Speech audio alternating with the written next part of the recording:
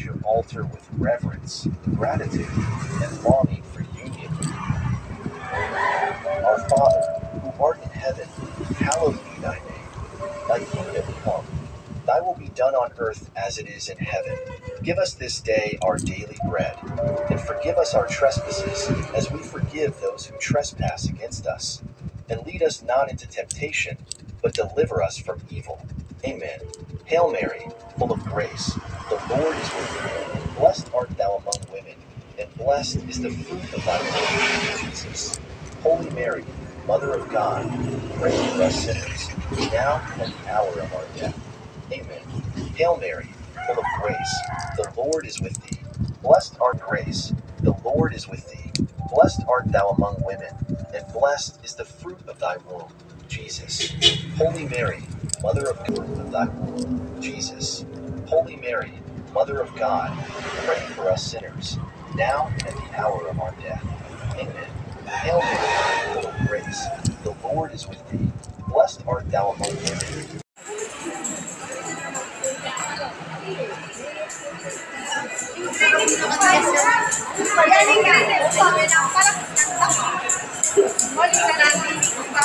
Dito kami sa SM Pampanga, Mekene.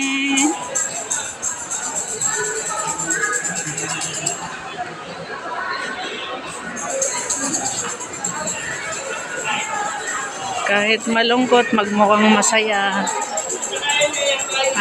Magpanggap na masaya. Ang totoo sa loob. May kalungkutan.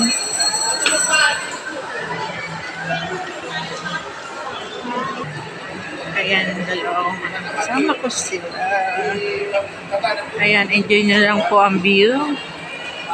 Ayan, dito kami sa Pampanga. Ngayon lang po ako napunta rito. Sensya na kayo.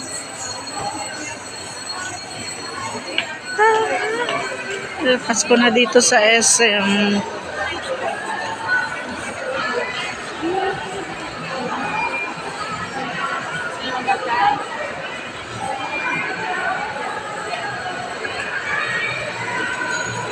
Ganda ng elevator dito ha, clear.